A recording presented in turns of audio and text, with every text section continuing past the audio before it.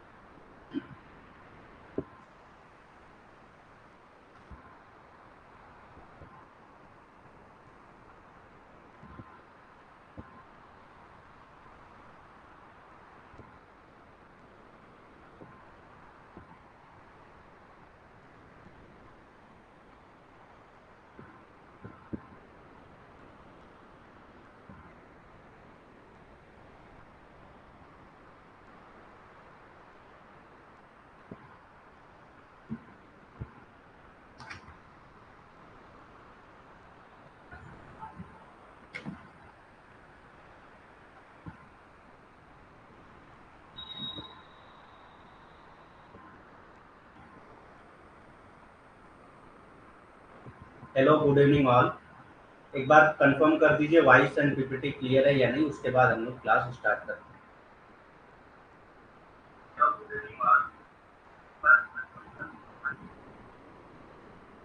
Voice PPT clear है या नहीं?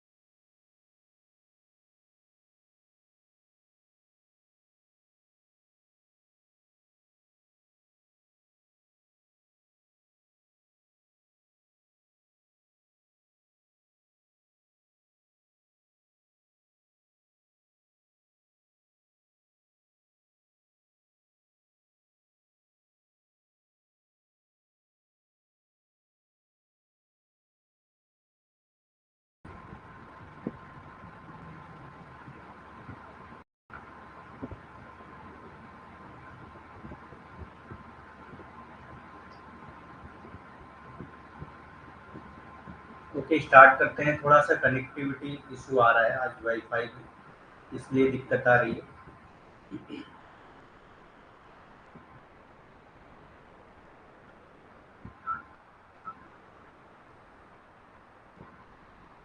वॉइस क्लियर आ रही है ना अभी?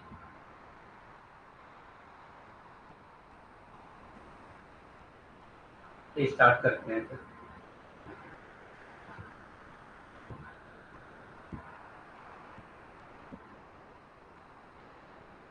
तो जिन्होंने अभी तक सब्सक्रिप्शन नहीं लिया आपके फ्रेंड्स और रिलेटिव में, वो आप उनको आप ये कोड बता सकते हैं। वैसे डेली ये कोड बताया जाता है आपको, बस याद दिलाने के लिए। तो अलीम 10 का कोड यूज करते हैं अगर किसी भी कोर्स के लिए, जरूरी नहीं कि सिर्फ सोशोलॉजी के लिए, किसी भी कोर्स के लिए अगर वो करते हैं तो उनको 10% एक्स्ट्रा डिस्काउंट मिल जाएगा। ठीक।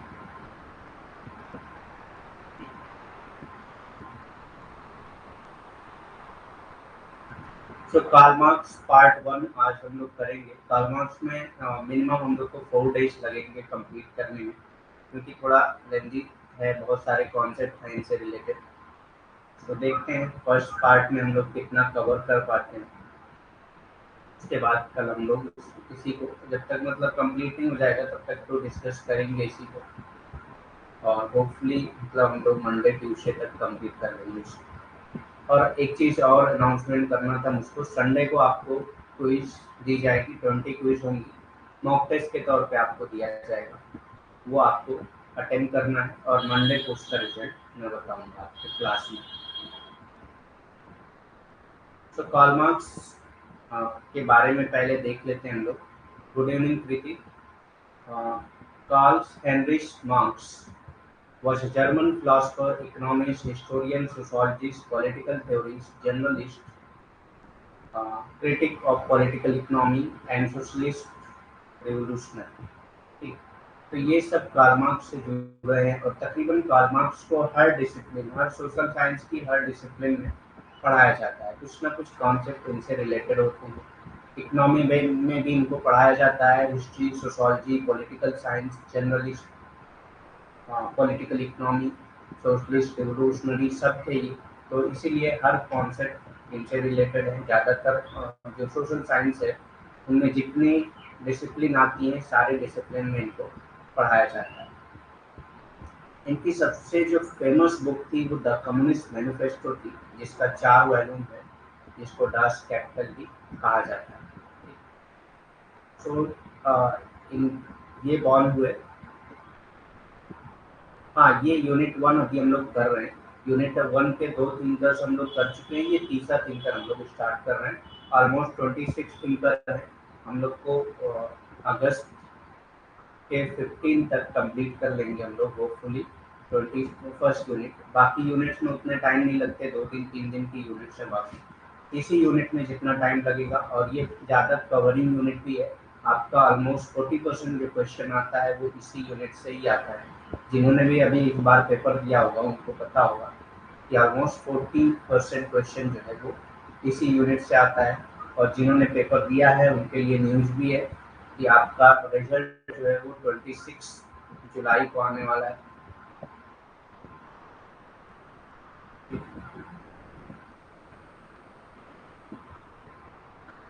सो ये जर्मनी में इनकी पैदाइश हुई थी 5 मई 1818 में, और 14 मार्च 1883 में यूनाइटेड किंगडम लंदन में इनकी डेथ हुई थी। ये जर्मन फिलासफर थे, ये याद रखना है आपको। उसके बाद हम लोग उनकी मेथोडोलॉजी देखते हैं। He is a founder of conflict perspective. Conflict perspective के फाउंडर है ये। ठीक, तो ये चीज़ याद रखना है आपको कि ये किस चीज़ के फाउंडर हैं। कॉन्फ्लिक्ट पर्सपेक्टिव, संघर्ष दृष्टिकोण के संस्थापक माने जाते हैं। ठीक, संघर्ष दृष्टिकोण के संस्थापक माने जाते हैं। Father of socialism, father of scientific socialism, scientific socialism के भी फादर माने जाते हैं। ठीक, तो 2 चीज़ें आपको याद रखना है। वैज्ञानिक समाजवाद के जनक माने जाते हैं। तो ये सब चीज़ें, ये सब पॉइंट्स जो है वो याद रखने हैं आपको। इसी से रिलेटेड क्वेश्चन पूछे जाते हैं आपके एग्जाम में।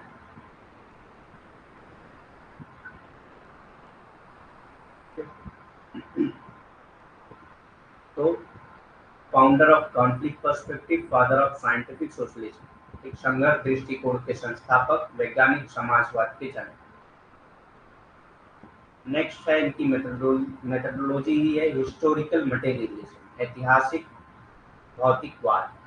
ठीक, तो हिस्टोरिकल मटेरियलिज्म का क्या मतलब है? इन्होंने हिस्टोरिकल मटेरियलिज्म, इनकी जो रिसर्च मेथडोलॉजी थी वो हिस्टोरिकल मटेरियलिज्म थी।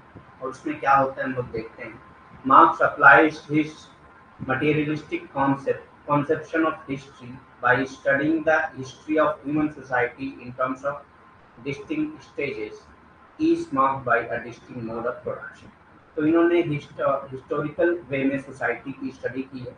सोसाइटी की जो हिस्ट्री है उसकी स्टडी की है किस बेस पे कि उनका मोड ऑफ प्रोडक्शन क्या था। तो मोड ऑफ प्रोडक्शन क्या है? जो प्रोडक्शन होगा वो मटेरियल प्रोडक्शन होगा, इसीलिए इस कॉन्सेप्ट को हिस्टोरिकल मटेरियलिज्म कहा जाता है, क्योंकि मटेरियल प्रोड्यूस करते हैं और उसी मोड ऑफ प्रोडक्शन की स्टडी जो है वो कार्ल मार्क्स करते हैं हिस्टोरिकल बेसिस पे। हिस्टोरिकल सोसाइटी में जो मतलब सोसाइटी है उसकी हिस्ट्री क्या है और उसके हिस्ट्री में मोड ऑफ प्रोडक्शन क्या था, ये सब स्टडी करते हैं और इसी सब स्टडी को हिस्टोरिकल मटेरियलिज्म कहा जाता है।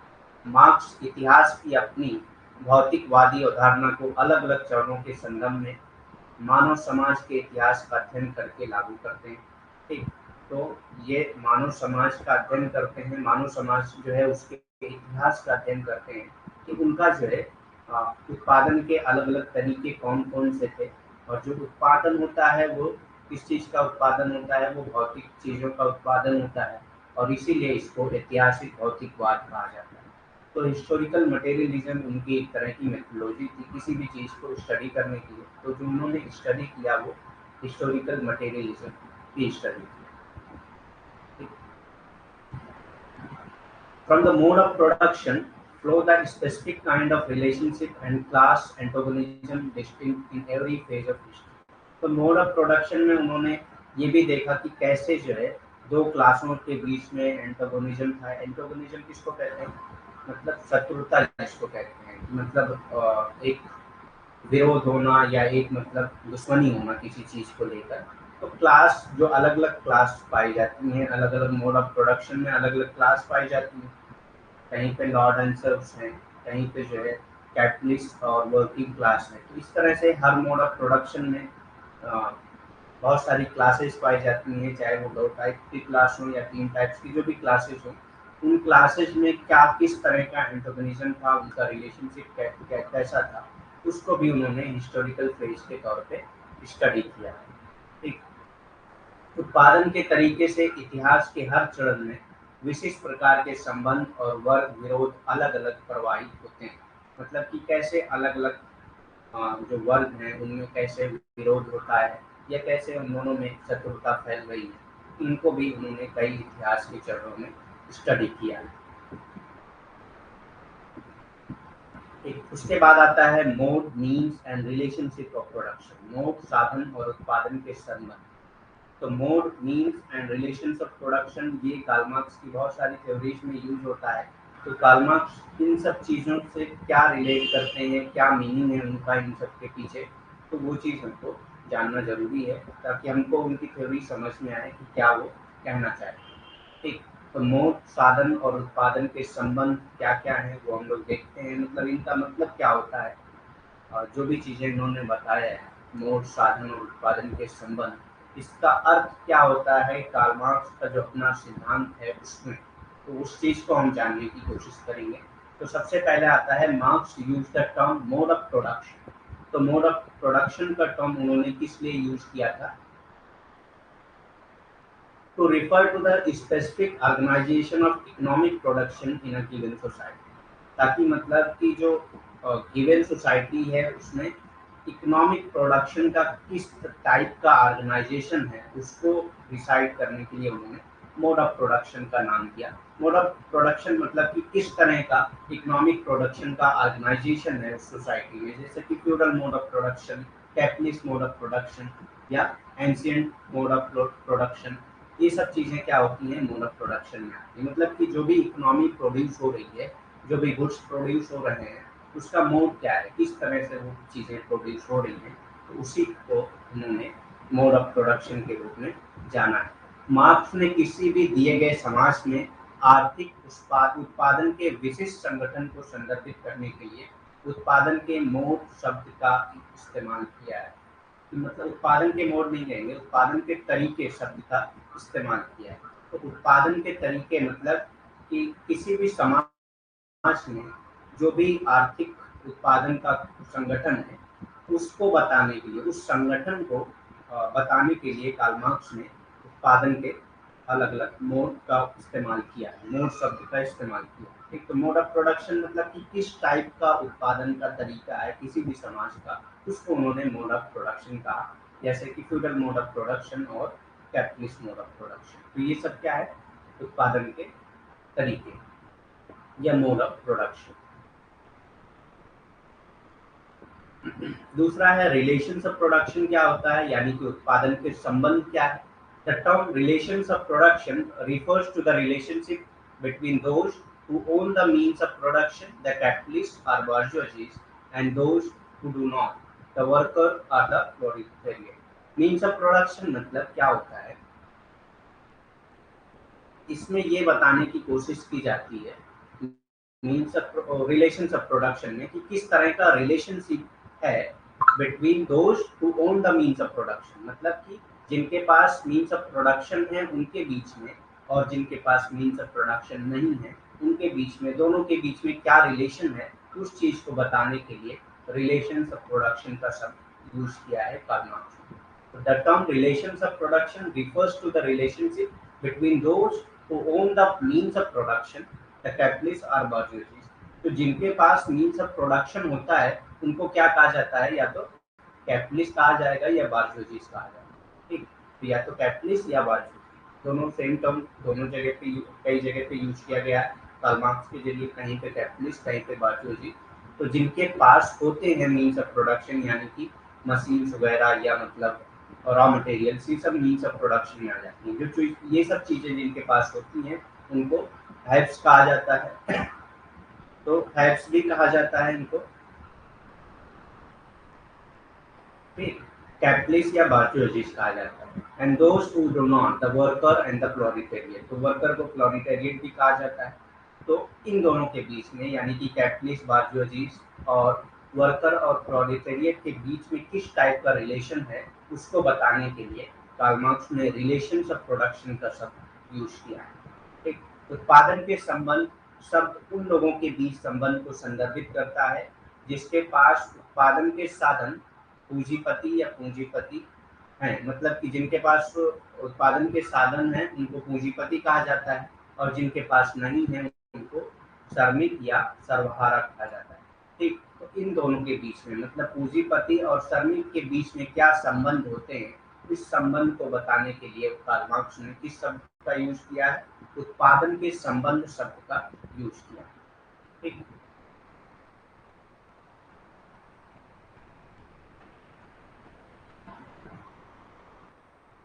नेक्स्ट आता है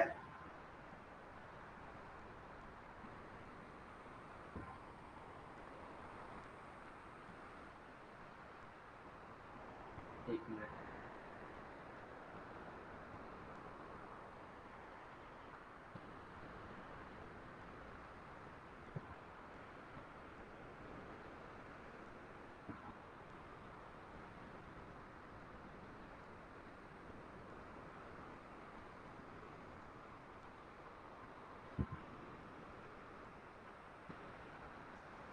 इसमें एक कॉन्सेप्ट नहीं है मीन्स ऑफ प्रोडक्शन, मैं बता दे रहा हूँ, मैं वैसे पीडीएफ में ऐड कर दूंगा इसको। सो मीन्स ऑफ प्रोडक्शन क्या होता है,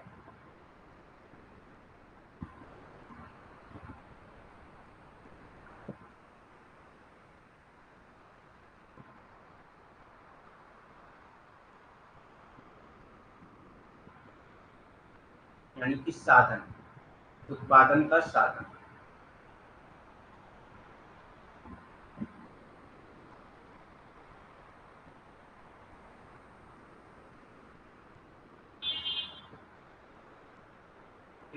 ये पीडीएफ में ऐड कर दूंगा, मैं बस इसको समझा दे रहा हूँ क्या होता है मीन्स ऑफ प्रोडक्शन। वैसे मैंने यूट्यूब जो क्लासेस ली थी उसमें भी ये सारी चीजें बताया है।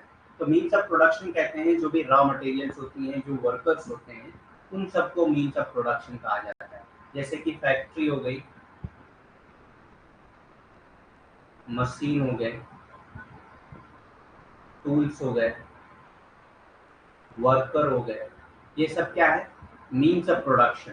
ठीक, तो मीन्स ऑफ प्रोडक्शन किसको कहते हैं? जो जो चीजें किसी भी चीज को प्रोड्यूस करने के लिए यूज की जाती हैं। तो एक फैक्ट्री की जरूरत होती है, मशीन की जरूरत होती है, टूल्स वर्कर की जरूरत होती है, रॉ मटेरियल्स की जरूरत होती है। तो इन सब चीजों को क्या कहा जाता है? मीन्स ऑफ प्रोडक्शन कहा जाता है। ठीक, factory, machine, raw material, tools, worker, इन सबको मीन्स ऑफ प्रोडक्शन कहा जाता है। और इसी को मतलब बताने के लिए कार्ल मार्क्स ने मीन्स ऑफ प्रोडक्शन का शब्द यूज किया है। ठीक,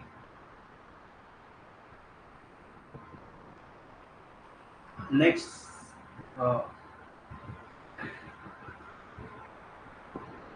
इकोनॉमिक डिटर्मिनिज्म क्या होता है, ये देख लेते हैं। तो इकोनॉमिक डिटर्मिनिज्म क्या होता है? Marx emphasise economic determinism arguing that society's technological level shapes its economic system। ठीक, तो ये क्या कहते हैं? मार्क्स का ये मानना था कि इकोनॉमिक डिटर्मिनिज्म में मार्क्स वो ये बताने की कोशिश करते हैं कि जिस तरह से किसी भी समाज की, किसी भी सोसाइटी की जैसी इकोनॉमी होगी, बाकी और जो सोसाइटी के स्ट्रक्चर हैं, जो सोसाइटी के सिस्टम है, वो भी उसी तरह के होंगे। मतलब कि ये बताना चाहते हैं कि इकोनॉमी ही डिसाइड करती है बाकी अदर स्ट्रक्चर को, जैसे कि रिलीजन, पॉलिटी, ये सब चीज़ों को या कल्चर को, ये सब किस पे डिपेंड करता है? इकोनॉमी पे ही डिपेंड करता है। जैसे फ्यूडल मोड ऑफ प्रोडक्शन में अलग तरह के कल्चर रहे होंगे या पॉलिटिकल सिस्टम रहे होंगे, या मतलब जो भी और अलग इकोनॉमी के अलावा जो भी सब सिस्टम पाए जाते हैं, वो सब इकोनॉमी के बेस पे ही होते हैं। कैपिटलिस्ट सोसाइटी में अलग सिस्टम रहे होंगे। तो जनरली इसमें ये कहते हैं कि इकोनॉमी ही डिटरमाइन करती है बाकी अदर जो स्ट्रक्चर होते हैं उसको। जैसी जिस समाज की, जिस सोसाइटी की जैसी इकोनॉमी होगी, वैसे उसके कल्चरल या पॉलिटिकल या अदर जो रिलीजियस या मतलब किसी भी तरह के जो भी इकोनॉमी के अलावा जो भी सिस्टम है, वो सब डिपेंड करते हैं इकोनॉमी को। इसीलिए इसका नाम दिया गया है इकोनॉमिक डिटर्मिनेशन। ठीक, तो इनका मानना है कि इकोनॉमी ही सेव करती है बाकी other structure. Marx emphasized economic determinism, arguing that a society's technological level shapes its economic system। ठीक, society's technological level saves it's economic system. तो जैसा टेक्नोलॉजिकल लेवल होगा, वैसा उसका इकोनॉमिक सिस्टम होगा। और वही जो इकोनॉमिक सिस्टम है, वही डिटरमाइन करता है उसका कल्चर कैसा होगा या उसका पॉलिटिकल कैरेक्टरिस्टिक्स कैसा होगा। ठीक, तो इसी को नाम दिया गया इकोनॉमिक डिटर्मिनेशन। आर्थिक निर्धारणवाद किसको कहते हैं? मार्क्स ने आर्थिक नियतत्ववाद पर जोर दिया, ये तर्क देते हुए कि एक समाज का तकनीकी स्तर उसकी आर्थिक प्रणाली को आकार देता है। तो किसी भी समाज का जो तकनीकी स्तर होता है, वो उसके आर्थिक आर्थिक प्रणाली को आकार देता है। मतलब कि जैसा उसका तकनीकी स्तर होगा, वैसी उसकी आर्थिक प्रणाली होगी। और फिर जो ये आर्थिक प्रणाली है, वही बदले में उसकी सांस्कृतिक और राजनीतिक विशेषताओं को निर्धारित करता है। बदले में वही जो है उसकी आर्थिक और सांस्कृतिक विशेषताओं को निर्धारित करता है। ठीक, तो इसीलिए इसको आर्थिक निर्धारणवाद कहा जाता है, क्योंकि जो आर्थिक प्रणाली होती है, उसी बेस पे किसी भी समाज की जैसी आर्थिक स्थिति होगी, उसी बेस पे उसकी सांस्कृतिक और राजनीतिक विशेषताएं भी होंगी। इसी को आर्थिक निर्धारणवाद कार्ल मार्क्स ने कहा। Base and super structure. अब इसी में इकोनॉमिक डिटर्मिनिज्म में एक कॉन्सेप्ट आता है बेस एंड सुपर स्ट्रक्चर, आधार और सुपर संरचना। Base refers to the production forces. तो जो इकोनॉमी है उसको इन्होंने बेस कहा, और जो दूसरा स्ट्रक्चर है उसको सुपर स्ट्रक्चर कहा। ठीक, और ये बताया कि बेस ही जो है सुपर स्ट्रक्चर को सेट करता है। बेस जैसा होगा वैसा सुपर स्ट्रक्चर होगा। तो आधार इन्होंने किसको कहा? जो आर्थिक प्रणाली होगी उसको आधार का, और सुपर संरचना बाकी जो चीजें होती हैं जैसे संस्कृति और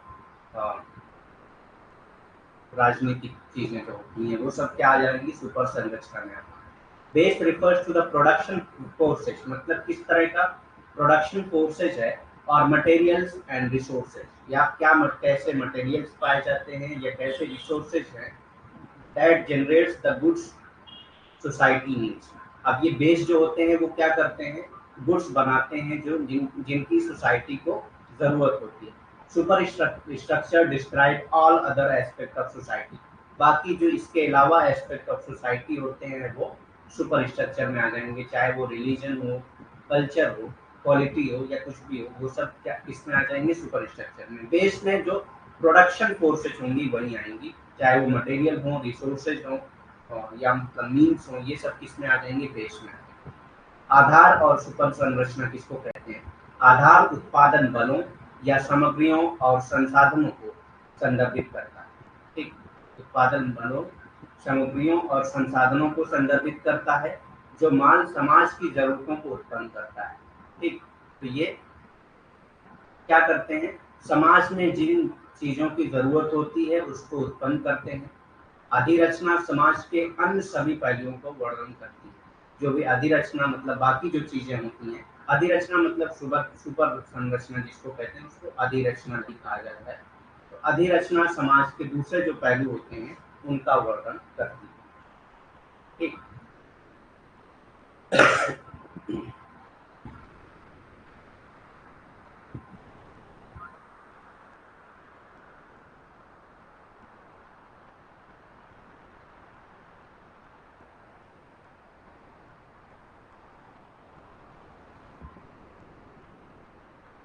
नेक्स्ट क्या आता है देख लेते हैं। नेक्स्ट है एलिनेशन। एलिनेशन मीन्स अलगाव। एलियन का कॉन्सेप्ट हम लोगों ने सुना है। एलियन किसको कहते हैं? एलियन को एलियन ही क्यों कहा जाता है? एलियन को एलियन इसलिए कहा जाता है क्योंकि वो हमसे अलग होते हैं, वो हमसे अलग होते हैं, हमारे जैसे नहीं होते हैं, इसीलिए उनको एलियन कहा जाता है। इसी से लिया गया कॉन्सेप्ट एलिनेशन। एलिनेशन का वर्ड इस्तेमाल करते वक्त कार्ल मार्क्स ये कहते हैं कि एलिनेशन का क्या मतलब है? अलगाव। मतलब आदमी अपने आप को एक अलग उसमें से फील करता है, अलग तरह से फील करता है, तो उसको अलगाव कहा जाता है या एलिनेशन कहा जाता है। कई टाइप्स के एलिनेशन की बात की है, 4 टाइप्स के एलिनेशन की बात किया है कार्ल मार्क्स ने। ठीक, in the economic and philosophical manuscript, तो इसमें पूछा भी जाता है कि कौन सी बुक में इन्होंने बात की है एलिनेशन की। तो यहाँ पे मैंने उसको ऐड कर दिया है। इकोनॉमिक एंड फिलोसफिकल मैन्युस्क्रिप्ट में वो बात करते हैं एलिनेशन की। Marx discuss 4 aspect of alienation, 4 types के एलिनेशन की बात किया इन्होंने। As it takes place in a capitalist society, और ये किस में होता है? कैपिटलिस्ट सोसाइटी में होता है। ठीक, ये एलिनेशन जो होता है वो किस में होता है? कैपिटलिस्ट सोसाइटी में होता है।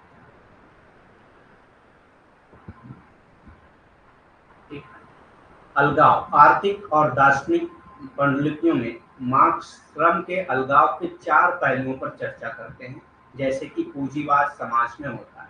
ठीक, तो ये इकोनॉमिक एंड फिलोसफिकल मैन्युस्क्रिप्ट ही होगी। तो उसमें इन्होंने अलगाव के 4 पहलुओं की चर्चा की है जो पूंजीवाद समाज में होती है। पूंजीवादी समाज में ही अलगाव पाया जाता है। मार्क्स के अनुसार अलगाव के 4 प्रकार हैं। ठीक, the 4 types of alienation according two marks क्या क्या है देख लेते हैं हम लोग। तो सबसे पहले है एलिनेशन फ्रॉम वंस प्रोडक्ट। ठीक, तो जो वो प्रोड्यूस करता है किसी के उत्पाद से अलगाव, मतलब जो वो बनाता है, जो चीज बनाता है उसी चीज से उसका अलगाव होता है। जैसे कि अगर एक पेन है, तो पेन फैक्ट्री में कोई काम कर रहा है, कोई वर्कर है वो पेन फैक्ट्री में काम कर रहा है, तो वो पेन फैक्ट्री में काम तो कर रहा है, लेकिन क्या होता है कि अ, जैसे ही वो पेन प्रोड्यूस करता है उसको सैलरी मिल जाती है, उसके बाद वो पेन कहाँ पे बिक रही है, कितने रेट में बिक रही है, कौन खरीद रहा है, कौन बेच रहा है, इससे उसको कोई मतलब, कोई लेना देना नहीं। ठीक, इसीलिए इसको क्या कहा गया है? एलिनेशन फ्रॉम वंस प्रोडक्ट, मतलब कि जो प्रोडक्ट वो बना रहा है उससे उसका अलग हो जाना होता है। मतलब कि कौन, अब जो खरीदता है ना उसको मतलब नहीं होता है कि वो पेन किसने बनाया, कौन से वर्कर ने, कंपनी से मतलब हो सकता है कि कौन सी कंपनी बनाई है, लेकिन इससे मतलब नहीं होता है कि उस कंपनी में कौन से वर्कर ने बनाया उसको, इससे कोई मतलब नहीं होता है जो खरीदने वाला है उसको। ठीक,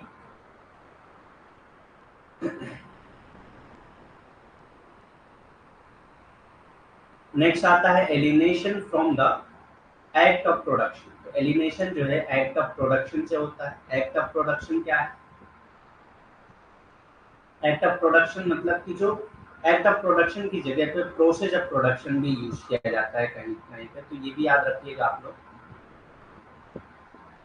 प्रोसेस ऑफ प्रोडक्शन उत्पादन की क्रिया से अलगाव, मतलब किस तरह से सामान प्रोड्यूस हो रहा है, इस उस क्या क्या तरीके हैं, कैसे कैसे कोई चीज़ प्रोड्यूस हो रही है, इससे भी उनको कोई मतलब नहीं होता है। जैसे कि अगर एक पेन बनाना हो तो कैप कोई और बना रहा है, रिफिल कोई और बना रहा है, तो कैसे कैसे बन रही है इससे कोई मतलब नहीं। जो कैप बना रहा है वो कैप ही बना रहा है, उसको मतलब नहीं है कि बाकी क्या चीज़ प्रोड्यूस हो रही है क्या नहीं प्रोड्यूस हो रही है, कैसे उसको फिर असेंबल किया जा रहा है, इससे कोई मतलब नहीं होता है, वो अपना काम करता रहता है।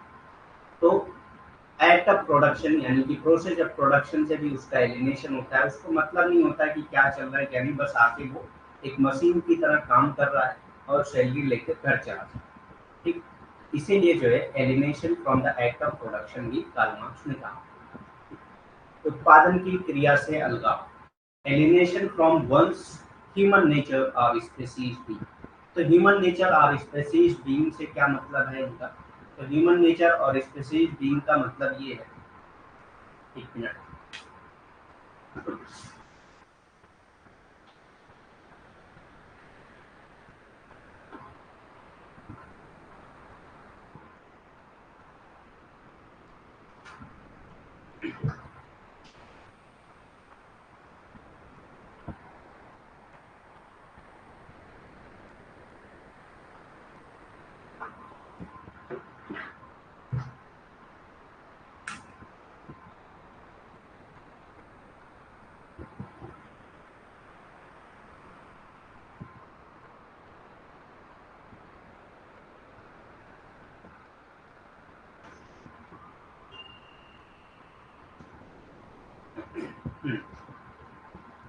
स्पेसीज ह्यूमन नेचर और स्पेसीज बीइंग। स्पेसीज बीइंग या ह्यूमन नेचर किसको कहते हैं? तो ह्यूमन नेचर ऐसा नहीं है ना कि आप, जैसे कि अगर आप कोल्हू के बैल को देखेंगे, पहले जो बैल कोल्हू चलता था उसमें कोल्हू के अगर बैल को देखा जाए तो उसको उसका नेचर क्या है? काम करना उसका नेचर है, वो काम कर रहा है, उसको मतलब नहीं है ना उसके पास इमोशंस हैं ना लोग अपने मतलब फेलो वर्कर से मिलने का कोई वो नहीं, मतलब अलग अलग चीजें, इमोशंस फील नहीं करते हैं जो एनिमल होते हैं। लेकिन ह्यूमन का एक नेचर एनिमल से अलग होता है।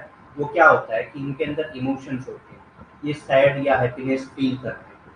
ठीक, तो वो सब फीलिंग जो है इनकी खत्म हो जाती है, उससे भी इनका एक टाइप का एलिनेशन होता है। ठीक, इनको मतलब नहीं होता है दूसरों के इमोशन से, मतलब नहीं, खुद का इमोशन भी इनका खत्म हो जाता है, एक मशीन की तरह हो जाता है। ठीक, कि सुबह आए 8 बजे और शाम में 4 बजे चले गए।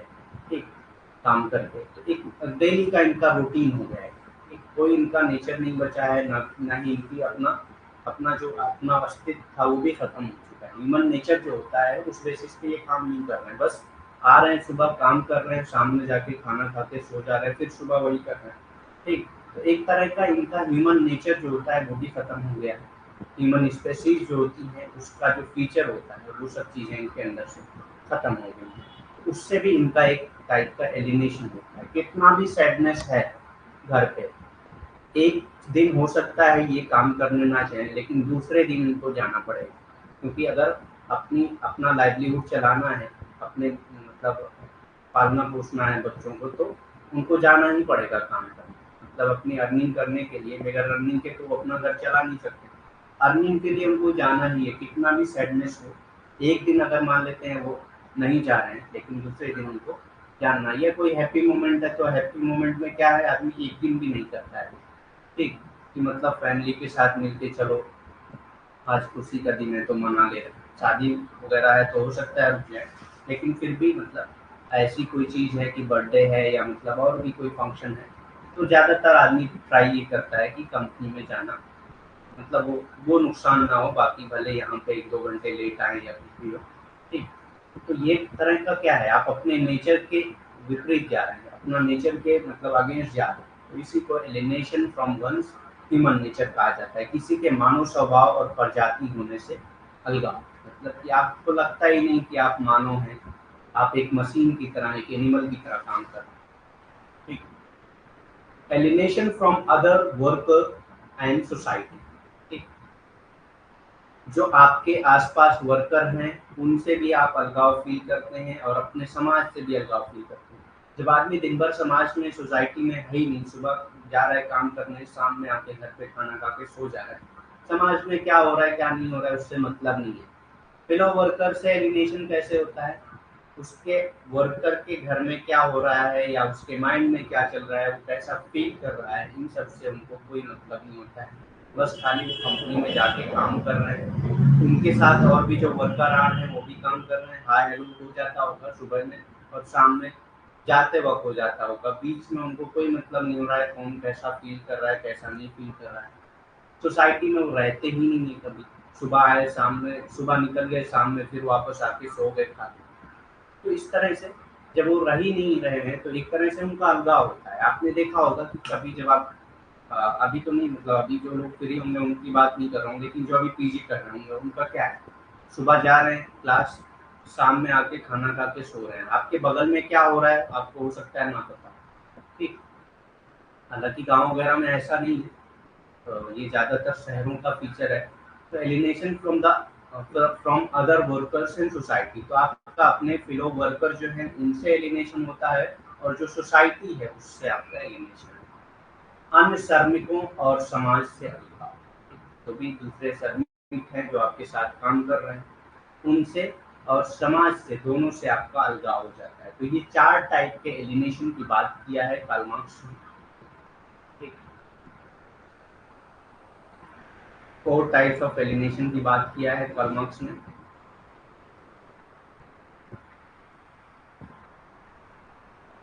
एक बार और देख लेते हैं क्या क्या है। Alienation from one's product, alienation from the act of production, alienation from one's human nature और स्पेसीज बीइंग। ये एक्ट ऑफ प्रोडक्ट में प्रोसेस ऑफ प्रोडक्शन भी कहीं कहीं दिया होता है। Alienation from the other workers and society, किसी के उत्पाद से अलगाव, उत्पादन की क्रिया से अलगाव, किसी के मानव स्वभाव और प्रजाति होने से अलगाव, अन्य श्रमिकों और समाज से अलगाव।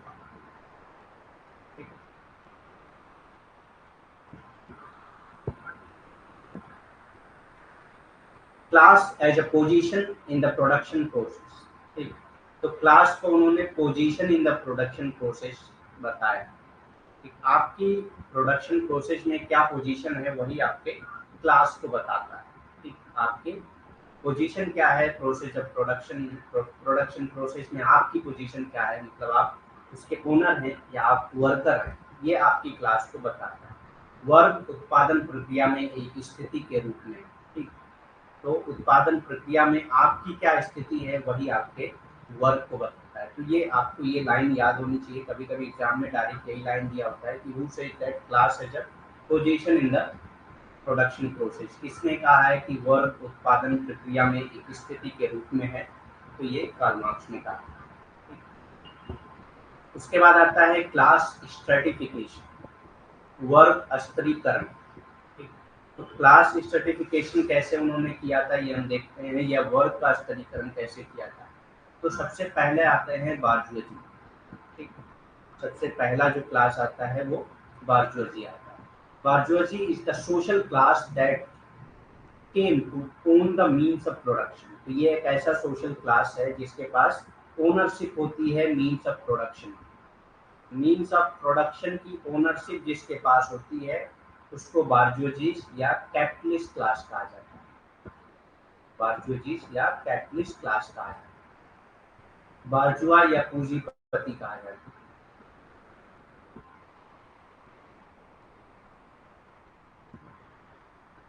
ठीक, बार्जुआ या पूंजीपति कहा जाता है। तो सबसे पहला जो क्लास आता है वो बार्जुजी यानी कि कैपिटलिस्ट क्लास। और ये किस लिए होते हैं? इनके पास ओनरशिप ऑफ प्रोडक्शन होती है। जो प्रोडक्शन की मीन्स ऑफ प्रोडक्शन होते हैं उनकी ओनरशिप होती है। मीन्स ऑफ प्रोडक्शन मैंने बताया पहले क्या होता है मीन्स ऑफ प्रोडक्शन। तो मीन्स ऑफ प्रोडक्शन होता है जो रॉ मटेरियल है, जो टूल्स है, जो मशीन है, फैक्ट्री है, वर्कर है, ये सब इसमें आ जाता है मीन्स ऑफ प्रोडक्शन। इसके जो ओनर हैं उनको बार्जुआजी या कैपिटलिस्ट कहा जाता है। और ये सबसे अपर क्लास होती है। ठीक, ये अपर क्लास होती है, सबसे ऊंची क्लास होती है।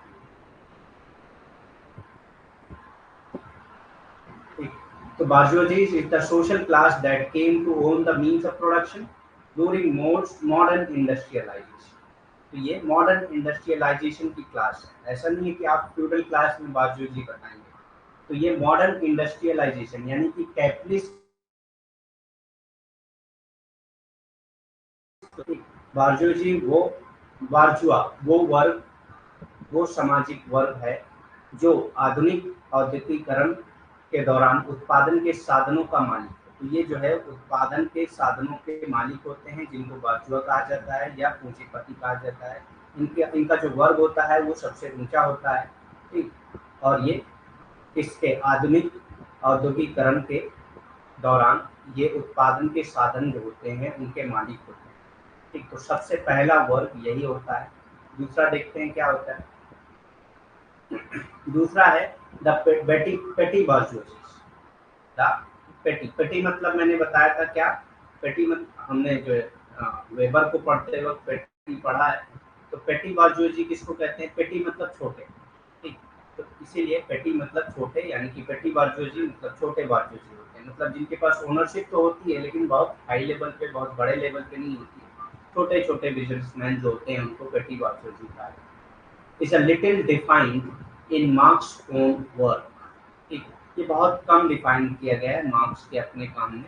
With only the words smaller capitalist, तो इन्होंने पेटी बार्जुआसीज का वर्ड नहीं यूज किया है बल्कि स्मॉलर कैपिटलिस्ट का वर्ड यूज किया है, ठीक। ये मैक्स वेबर ने यूज किया है पेटी बार्जुआसी, लेकिन मार्क्स ने जो है ये स्मॉलर कैपिटलिस्ट का वर्ड यूज किया है। Use in the communist manifesto, communist manifesto में ही यूज किया है इन्होंने, ठीक। तो ये सब चीजें एक एक पॉइंट आपको याद होना चाहिए, क्वेश्चन कहीं से भी पूछ सकता है, ठीक। तो किसमें स्मॉलर कैपिटलिस्ट की बात किया है उन्होंने? Communist manifesto, the communist manifesto में किया है। It is a transitional class, और इनको इन्होंने ट्रांजिशनल क्लास कहा है, ठीक। तो छोटे छोटे जो बिजनेसमैन होते हैं उन्हीं को पेटी बार्जुआसी कहा जाता है। इसको उन्होंने मार्क्स ने बहुत कम डिफाइन किया है, सिर्फ कम्युनिस्ट मैनिफेस्टो में एक बार, मतलब कम्युनिस्ट मैनिफेस्टो में डिफाइन किया है। और क्या नाम से डिफाइन किया है? स्मॉलर कैपिटलिस्ट के नाम से डिफाइन किया है, और इसको इन्होंने ट्रांजिशनल क्लास कहा। तो कई टाइप के क्वेश्चन पूछ सकता है। एक तो ये कि स्मॉलर कैपिटलिस्ट का वर्ड किस बुक में यूज किया गया है, पेटी बार्जुआसी को क्या नाम दिया था मार्क्स ने, तो स्मॉलर कैपिटलिस्ट आंसर हो जाएगा। और एक चीज और कि उन्होंने ट्रांजिशनल क्लास किसको कहा था, तो उन्होंने पेटी बार्जुआसी यानी कि जो स्मॉलर कैपिटलिस्ट हैं उनको ट्रांजिशनल क्लास कहा था। मार्क्स के अपने काम में छोटे पूंजीपति वर्ग को बहुत कम परिभाषित किया गया है। केवल कम्युनिस्ट घोषणा पत्र में छोटे पूंजीपति के तौर पे इन्होंने कम्युनिस्ट मैनिफेस्टो में ये वर्ड शब्द का इस्तेमाल किया है। ये एक संक्रमणकालीन वर्ग है, ठीक। ये एक संक्रमणकालीन वर्ग इसको इन्होंने कहा है। छोटे पूंजीपति को इन्होंने संक्रमणकालीन वर्ग कहा है। तो ये भी आपको याद रखना है, क्वेश्चन आपसे पूछ सकता है कि किस क्लास को, किस वर्ग को मार्क्स ने संक्रमणकालीन वर्ग कहा है। तो छोटे पूंजीपति को उन्होंने संक्रमणकालीन वर्ग कहा है, ठीक। नेक्स्ट आता है प्रोलिटेरिएट। प्रोलिटेरिएट क्या होते हैं? Design the class of ways workers who are engaged in industry designated the class of wage worker। तो प्रोलिटेरिएट कौन होते हैं? जो वेज वर्कर होते हैं। वेज वर्कर किसको कहते हैं? जो तनख्वाह पे काम करते हैं। वेज मीन्स सैलरी, जो सैलरी लेकर काम करते हैं। who are engaged in industrial production, जो इंडस्ट्रियल प्रोडक्शन में इंगेज होते हैं और एज ए वर्कर काम करते हैं, और उनको वेज मिलता है, सैलरी मिलती है, ठीक। चाहे पर डे चाहे पर मंथ जैसी भी सैलरी मिलती है उनको, तो उनको प्रोलेटेरिएट कहा जाता है। तो प्रोलेटेरिएट को एक और नाम दिया जाता है वर्किंग क्लास,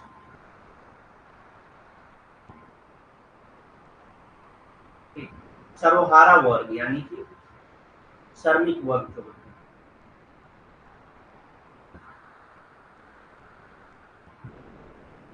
ठीक। सर्वहारा वर्ग ने औद्योगिक उत्पादन में लगे वेतनभोगी श्रमिकों के वर्ग को नामित किया है। वेतनभोगी जो श्रमिक होते हैं, वेतनभोगी किसको कहते हैं? जिनको वेतन मिल रही है। तो जिनको वेतन मिल रही है ऐसे श्रमिक को बताने के लिए कार्ल मार्क्स ने सर्वहारा वर्ग का वर्ड सब इस्तेमाल किया है और इसको श्रमिक वर्ग भी कहा जाता है। तो सबसे निचला जो वर्ग होता है वो यही होता है। ठीक,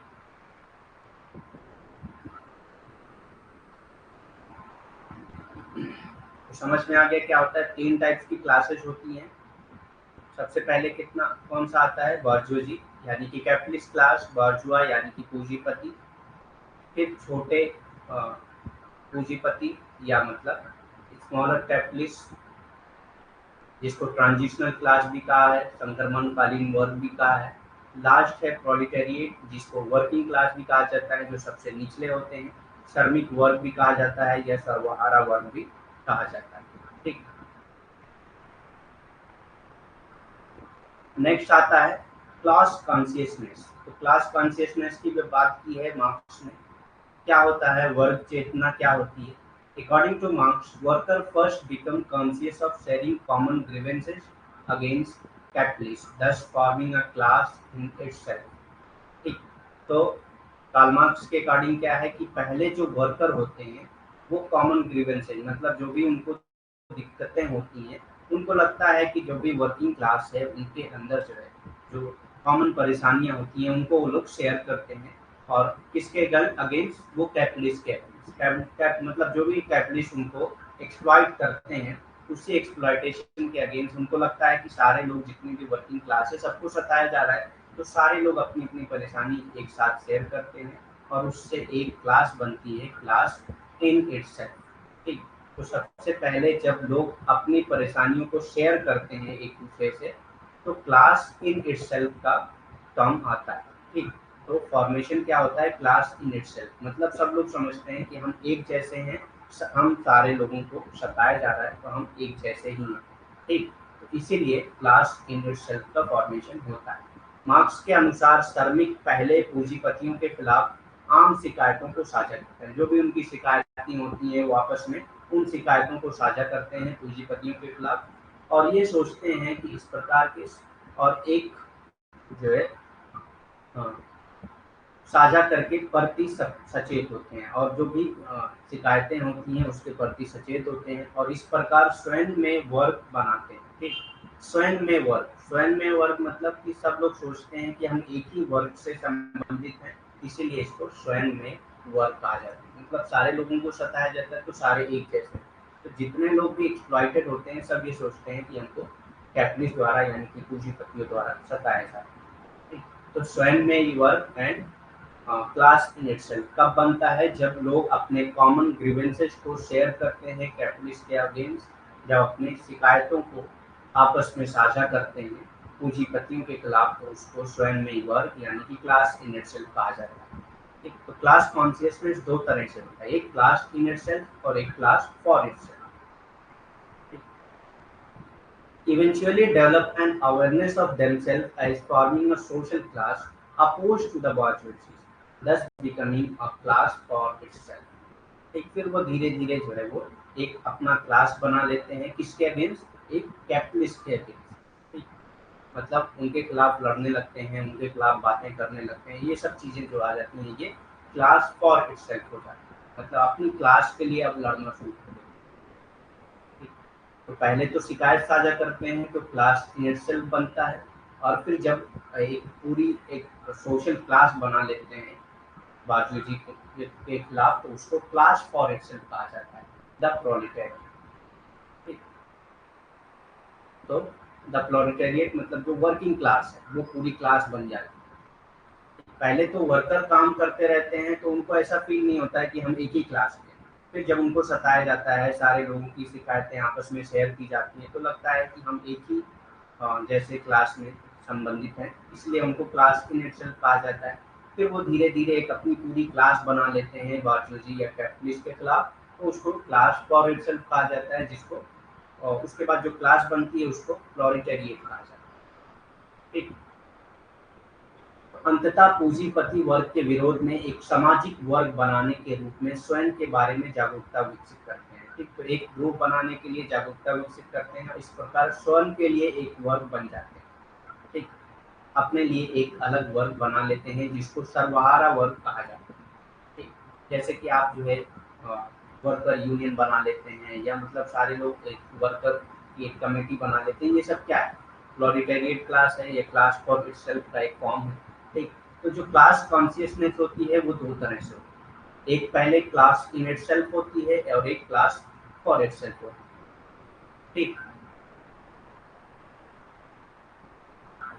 तो सबसे पहले क्लास इन इटसेल्फ डेवलप होती है, उसके बाद क्लास फॉर इटसेल्फ डेवलप होती है। क्लास इन इटसेल्फ क्या है? जब आप अपनी शिकायतों को एक साथ साझा करते हैं, अपने ग्रीवेंसेस को, कॉमन ग्रीवेंसेस को एक साथ बताते हैं, तो वहाँ पे क्लास इन इटसेल्फ डेवलप होता है। फिर जब आप पूरी क्लास बना लेते हैं, बाजूजी के खिलाफ पूरा एक वर्ग बना लेते हैं पूंजीपतियों के खिलाफ, तो उसको क्लास फॉर इटसेल्फ यानी कि प्रोलेटेरिएट या सर्वहारा कहा जाता है। ठीक, समझ में आ गया हो कि आपको समझ में आ गया होगा पूरा क्लास इन इटसेल्फ और क्लास फॉर इटसेल्फ क्या होता है। Class consciousness is a historical phenomena, और वो कहते हैं क्लास कॉन्शियसनेस क्या है? एक हिस्टोरिकल फिनोमेना है।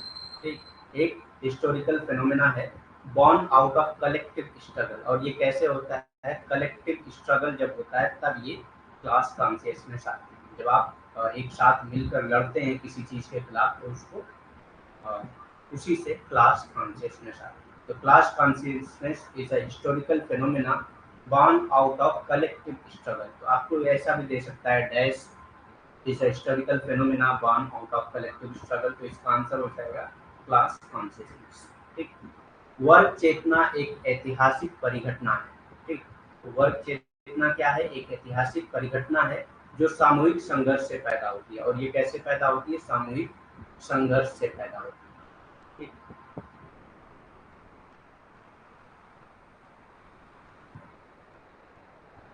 फॉल्स कॉन्शियसनेस, झूठी चेतना क्या होती है? तो फॉल्स कॉन्शियसनेस देख लेते हैं एक बार क्या होता है, और यही हम लोग लास्ट फॉल्स कॉन्शियसनेस करेंगे, उसके बाद क्लास ओवर करते हैं। False consciousness denotes people's inability to recognise inequality. जब आप जो है इस काबिल नहीं होते हैं कि इनइक्वालिटी को रिकॉग्नाइज करें, आपको मतलब ऐसा एहसास ही नहीं होता है कि कैपिटलिस्ट और हम दोनों में इनइक्वालिटी है। मतलब उन्होंने हमारे आपस में जो है इक्वलिटी नहीं है, लोगों में इक्वलिटी नहीं है, रिसोर्सेज इक्वल डिस्ट्रीब्यूट नहीं है। इनइक्वलिटी को आप रिकॉग्नाइज ही नहीं कर पाते, आपके अंदर ऐसी एबिलिटी ही नहीं है। ठीक, ऑपरेशन यानी एंड एक्सप्लॉइटेशन, मतलब आपको जो सताया जा रहा है, जो आपको एक्सप्लॉइट किया जा रहा है, उन सबको आप रिकॉग्नाइज ही नहीं कर पा रहे हैं कि ऐसा हमारे साथ हो भी रहा कि नहीं। आपको लगता है कि अरे वो कैपिटलिस्ट हैं तो इतना तो करेंगे ही। ठीक, आपको मतलब ऐसा आपके दिमाग में आता ही नहीं कि हमारे कुछ साथ इनइक्वालिटी हो रही है, ऑपरेशन हो रहा है, एक्सप्लॉइटेशन हो रहा है। इन सबको आप सोच ही नहीं पाते हैं in a capitalist society, because of the prevalence within it of the view that naturalize and legitimize the existence of social class।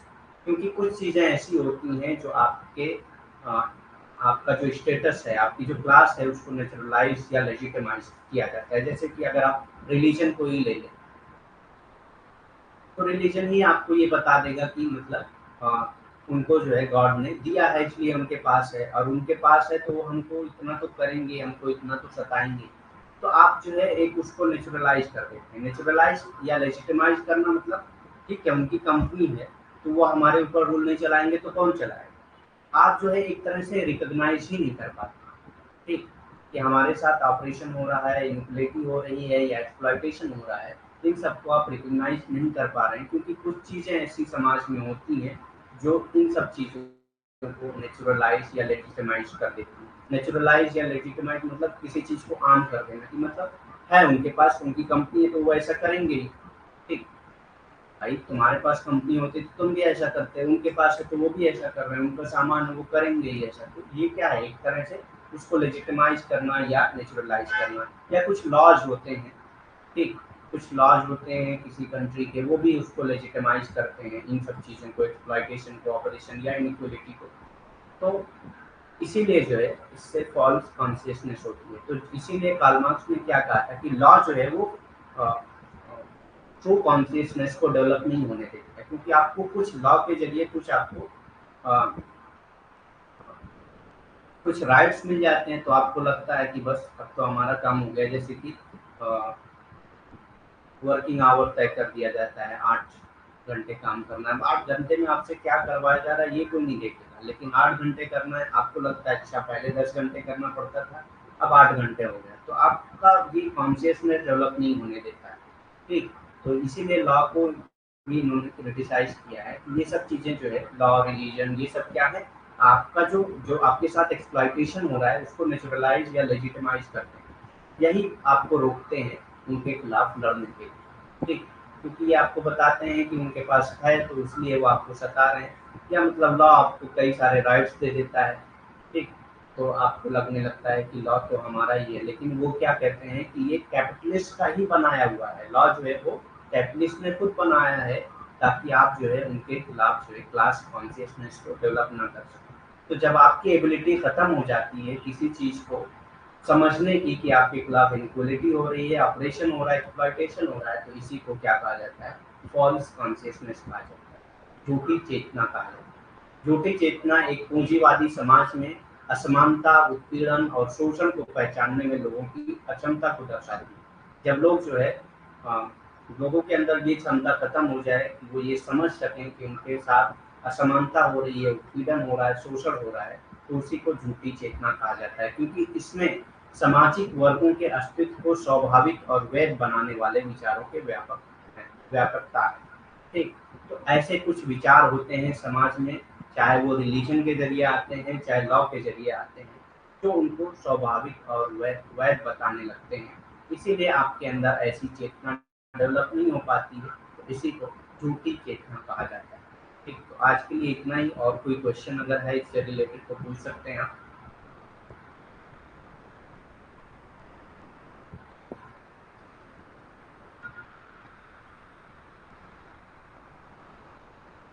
इससे रिलेटेड कोई भी क्वेश्चन है तो पूछ सकते हैं।